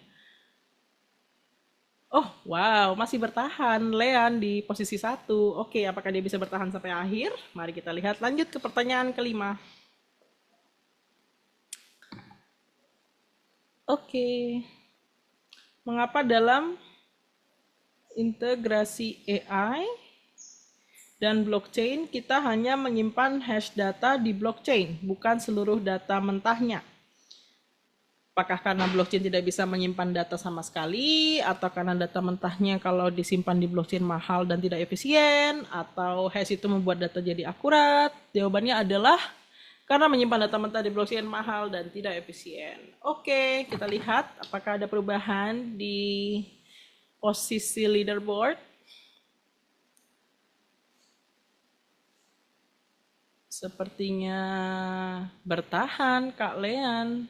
Fastest juga, luar biasa. Oke, kita lanjut ke pertanyaan ke-6. Masih ada 3 pertanyaan lagi untuk mengejar posisi teman-teman. Silahkan dijawab dengan benar. Dalam arsitektur AI dan blockchain, mana yang sebaiknya disimpan di on-chain? Apakah output AI beserta log-nya atau seluruh parameter model AI?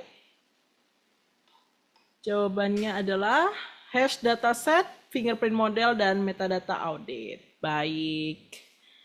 Kita lihat apakah terjadi tikung menikung, salib menyalip. Oh, masih bertahan. Baik. Kalian kayaknya mencatat banget nih tadi materi-materinya pembicara, jadi dia langsung bisa jawab dengan benar ya. Kita lanjut pertanyaan ke-7. Cukup panjang pertanyaannya. Iya, silakan dipilih. Jawabannya dari keempat pilihan itu, manakah jawaban yang benar kira-kira?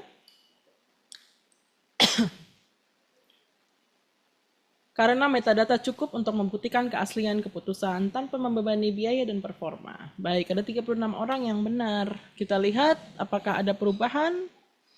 Di posisi pertama, ada yang bisa menggeser Lean.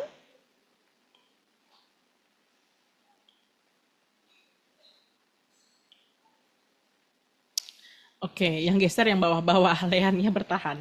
Oke, baik. Pertanyaan terakhir teman-teman. Yuk digas di akhir. Dalam integrasi AI Dan blockchain yang dibahas, apa tujuan utama menambahkan blockchain ke dalam sistem AI? Apakah untuk meningkatkan akurasi atau mempercepat proses, training dan interference, atau menyediakan lapisan verifikasi? Ya, ada 30 orang yang benar. Oke, kita lihat posisi last standing. Ingat kita pilih 5 pemenang ya teman-teman. Jadi nanti yang juara itu kita lihat yang 5 urutan. Nah yang juara posisi 1 ada Kak Lean.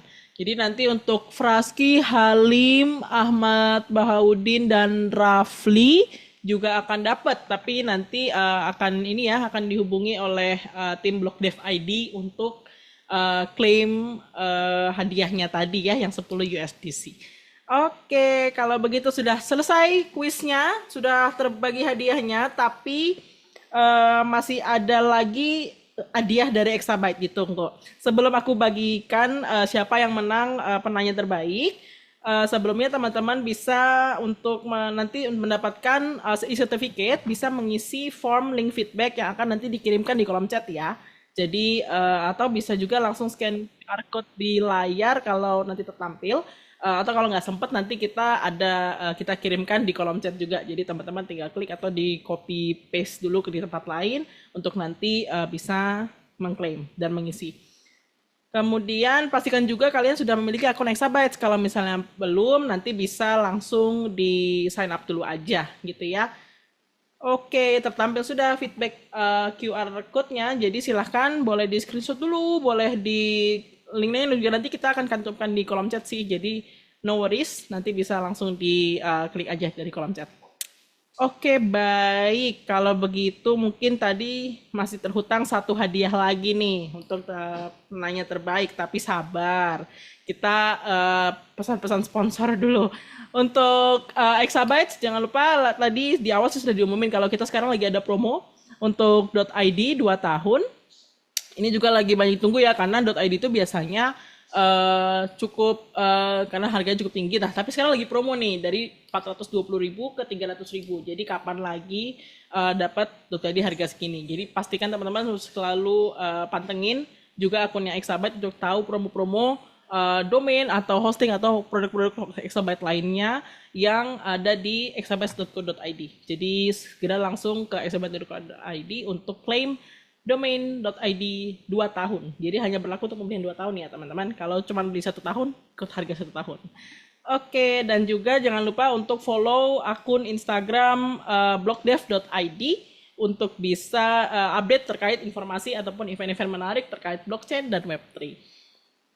Oke, baik. Ya, jangan demo dulu. Kita umumkan sekarang untuk 3 penanya terbaik yang akan mendapatkan 50.000 saldo OVO untuk masing-masing pemenang. Bisa diumumkan pemenangnya adalah... Oke, nomor 1 ada Rafli Mulia Rahman, ada Vicensius Gigi, dan Arjuna Pardede. Selamat kepada 3 pemenang. Nanti akan dihubungi oleh tim Exabyte maksimal 14 hari kerja ya teman-teman. Tolong jangan langsung ditodong habis ini ya. Oke, untuk teman-teman yang belum dapat jangan berkecil hati karena masih banyak event menarik lainnya. Jadi kalau belum dapat di saldo OVO di event hari ini nanti ditunggu di event selanjutnya ya. Jadi harus pantengin sosial medianya Exabyte untuk selalu bisa dapat update event-event terdekatnya Exabyte ada apa aja. Oke, tidak terasa kita sudah sampai di penghujung acara. Terima kasih banyak untuk teman-teman semua yang sudah stay sampai akhir acara ini. Terima kasih juga untuk blockdev.id yang sudah menjadi partner dari Exabyte Developer Club hari ini. Tadi ilmu tentang blockchain di era AI dan berbagai implementasinya, contoh-contohnya juga akurat karena berdasarkan pada apa yang sedang berkembang juga di Indonesia saat ini gitu ya. Jadi harapannya itu semua bisa bermanfaat dan langsung bisa diaplikasikan oleh teman-teman audiens kita hari ini. Sampai jumpa di event Exabyte selanjutnya. Saya Ayunda dan segenap kru Exabyte yang bertugas hari ini mohon undur diri. Kami mohon maaf apabila ada terdapat salah kata atau teknis di selama durasi event hari ini. Sampai jumpa di event Exabyte Developer Club selanjutnya. Selamat sore. Small business heroes. Every hero begins